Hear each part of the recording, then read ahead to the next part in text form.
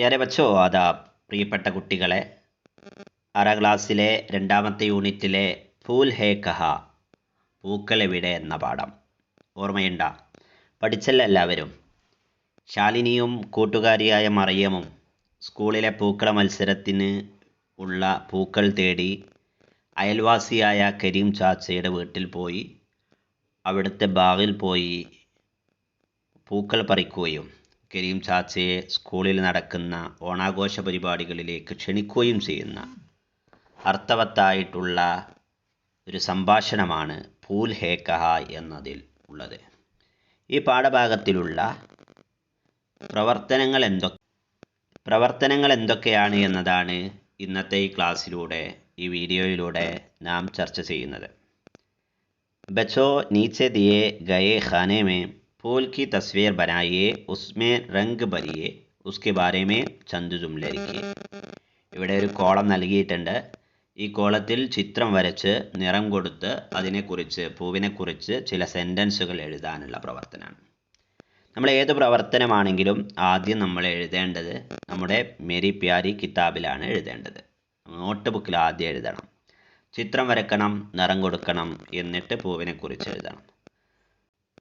നമ്മൾ മേരി പ്യാരി കിതാബിൽ എഴുതുന്ന നിങ്ങൾ ഇതിനെക്കുറിച്ച് എഴുതിയ സെൻറ്റൻസുകളും ചിത്രങ്ങളൊക്കെ ടീച്ചർ നോക്കി അതിലെന്തെങ്കിലും തിരുത്തുകളുണ്ടെങ്കിൽ ആ തിരുത്തുകളൊക്കെ പറഞ്ഞു തന്നതിന് ശേഷം, ശരിയായി എഴുതിയതിന് ശേഷമാണ് നമ്മൾ ദർസി കിതാബിൽ പാഠപുസ്തകത്തിൽ എഴുതേണ്ടത്.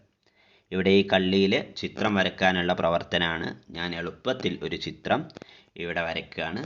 നിങ്ങൾക്ക് ഇഷ്ടമുള്ള ചിത്രം വരയ്ക്കാം. ഗുലാബ് വരയ്ക്കാം, പിന്നെ അതുപോലെ ചെമ്പ വരയ്ക്കാം, അങ്ങനെ ചമേലി വരയ്ക്കാം, ഗേന്ദ വരയ്ക്കാം. ഇഷ്ടമുള്ള പൂവിൻ്റെ ചിത്രം വരയ്ക്കുക, നിറം കൊടുക്കുക. ഇനി നമുക്ക് ചെയ്യാനുള്ളത് ഈ പൂവിനെക്കുറിച്ച്, നമ്മൾ വരച്ച പൂവിനെക്കുറിച്ച് എഴുതുക എന്നുള്ളതാണ്. എഴുതുന്നതിനായിട്ടുള്ള 2 ഹിൻസുകൾ, 2 സൂചനകൾ ഇവിടെ നൽകിയിട്ടുണ്ട്.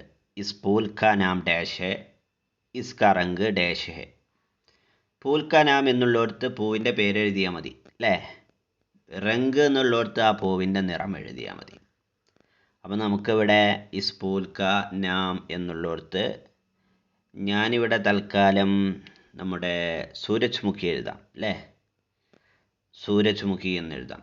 അപ്പോൾ സൂരജ്മുഖി എന്ന് എഴുതുകയാണ്.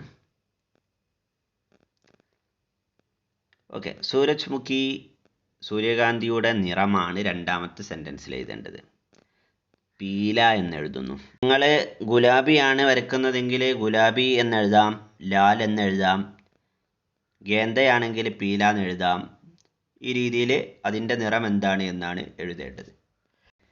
ഞാനിവിടെ സൂരജ്മുഖിയെക്കുറിച്ചുള്ള ഒരു 2-3-4 സെൻറ്റൻസ് എഴുതാം.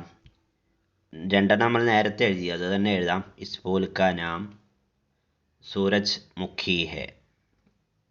ഇസ് ഫൂൽ കാ നാം സൂരജ് മുഖി ഹെ. നിങ്ങൾ വരക്കുന്ന ചിത്രം ഏതാണോ ആ പൂവിൻ്റെ പേര് സൂരജ് മുഖി എന്നുള്ള സ്ഥലത്ത് എഴുതിയാൽ അതായി.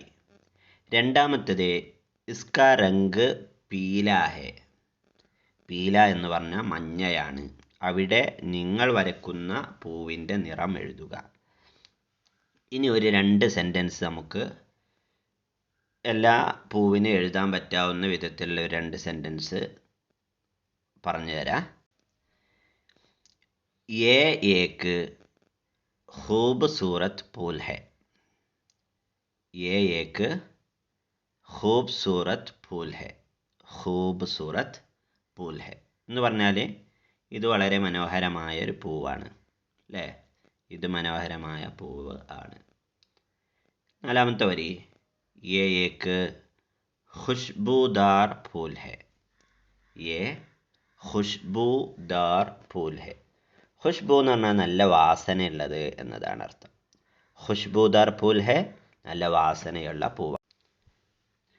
देखिए क्या है? सूरजमुखी. इस फूल का नाम सूरजमुखी है.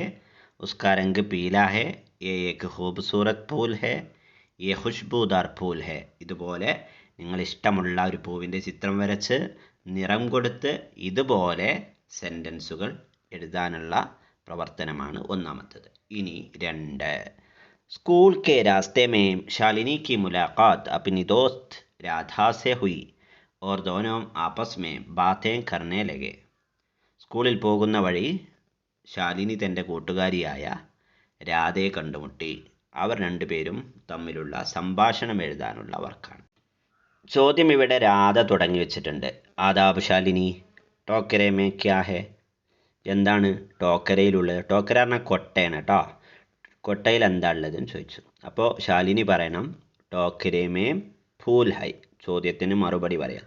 എന്താണെന്ന് ചോദിച്ചാൽ അപ്പോൾ തന്നെ എല്ലാ പൂവിൻ്റെ പേരും പറയരുത്. ആദ്യം ഇതിലുള്ളത് പൂക്കളാണ് എന്ന് പറയാം. ആദ്യം തന്നെ നമ്മൾ ഗുലാബ്, ചമ്പ എന്നൊക്കെ പറഞ്ഞാൽ പിന്നെ എന്ത് ചെയ്യില്ല, അടുത്ത ചോദ്യം എഴുതാനില്ല. അടുത്ത ചോദ്യം എഴുതാം ക്യാ ക്യാ ഫൂൽ ഹൈ. എന്തെല്ലാം പൂക്കളാണ് കൊട്ടയിലുള്ളത്?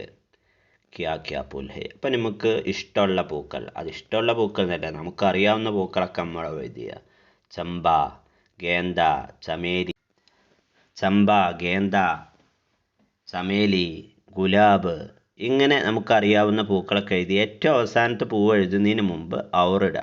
ഔർ സൂരജ്മുഖി ഹൈ, ഔർ സൂരജ്മുഖി ഹൈ. മനസ്സിലായല്ലോ? ഈ രീതിയിൽ അവസാനം എഴുതുന്നതിന് തൊട്ട് മുമ്പ് ഔർ ഇടണം. ഓക്കെ. ഇനി നമുക്ക് എന്ത് ചെയ്യാം, എവിടെ നിന്ന് കിട്ടി അല്ലേ? ഫൂൽ കഹാസെ മില, എവിടെ നിന്ന് കിട്ടി? ആര് ചോദിക്കണം? രാധ ചോദിക്കണം. കാരണം ഇതിൻ്റെ ഉത്തരങ്ങളൊക്കെ നമുക്ക് ഓൾറെഡി അറിയാവുന്നതാണ്. കഹാസെ മില. അപ്പോൾ എന്ത് ചെയ്യണം? കരീം ചാച്ചാക്കി ബാഗ് സെ മില, കരീം ചാച്ചാക്കി ബാഗ് സെ മില, കരീം ചാച്ചാക്കി ബാഗ് സെ മില, കരീം ചാച്ചയുടെ തോട്ടത്തിൽ നിന്ന്, പൂന്തോട്ടത്തിൽ നിന്ന് ലഭിച്ചതാണ്, കിട്ടിയതാണ് എന്ന് മറുപടി പറയാം.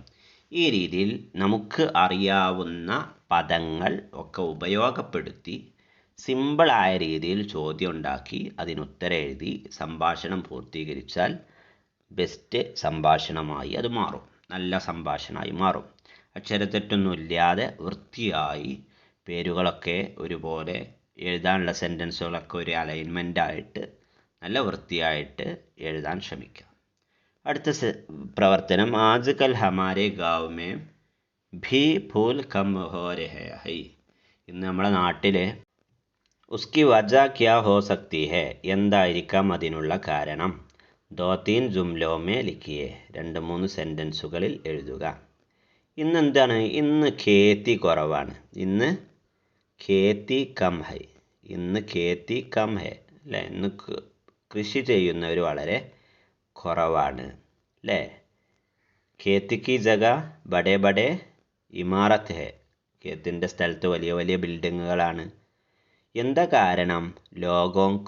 ലോഗോക്കോ ദിൽചസ്പി നഹി ഹെ, ഇന്ന് അത്ര തന്നെ താല്പര്യമൊന്നും ആളുകൾക്കില്ല അല്ലേ? ഇന്ന് ഇങ്ങനെ കൃഷി ചെയ്യാനും പൂക്കൾ ഉണ്ടാക്കാനും പച്ചക്കറികൾ ഉണ്ടാക്കാനുള്ള താല്പര്യം. ലോഗ് ബാസാർ സെ ഫൂൽ ഖരീദ്തേ ഹൈ, ആളുകൾ എന്ത് ചെയ്യുന്നുണ്ട്? ബാസാറിൽ നിന്ന് പൂക്കൾ വാങ്ങുന്നുണ്ട്. ഖരീദ് സക്തേ ഹെ അല്ലേ? ബാസാർ സെ ഖരീദ് സക്തേ ഹെ, ഇന്ന് ബാസാറിൽ നിന്ന് അഥവാ മറ്റുള്ള സംസ്ഥാനങ്ങളിൽ നിന്ന് ദൂസരി റിയാസത്തോ സെ ബഹുത് ജ്യാദ ഫൂൽ ആത്തേ ഹൈ, ഒരുപാട് പൂക്കൾ വരുന്നു. വോ ബാസാർ സെ ഖരീദ് സക്തേ ഹെ, ബാസാറിൽ നിന്ന് വാങ്ങാൻ കഴിയുന്നു അല്ലേ? പിന്നെ അതുപോലെ മൗസം കി തബ്ദീലി അല്ലേ? മൗസം കി തബ്ദീലി എന്ന് പറഞ്ഞാൽ കാലാവസ്ഥ മാറ്റങ്ങൾ അനുസരിച്ച് കൃഷി ചെയ്യുന്നവർക്ക് തന്നെ പിന്നെ പൂക്കൾ കിട്ടാത്ത അവസ്ഥ എങ്ങനെയൊക്കെയുണ്ട്. ഇങ്ങനെ ഒരുപാട് കാരണങ്ങളിൽ വളരെ കുറഞ്ഞ കാരണങ്ങൾ മാത്രമാണ് ഇവിടെ സൂചിപ്പിച്ചിട്ടുള്ളത്. ഈ രീതിയിലാണ് ഈ പ്രവർത്തനം ചെയ്യേണ്ടത്. അപ്പോൾ ഇനി നിങ്ങൾക്ക് സംശയമുള്ള പാഠഭാഗങ്ങൾ, പ്രവർത്തനങ്ങൾ അറിയിച്ചാൽ വീഡിയോ ചെയ്യാം. ശുക്രിയ.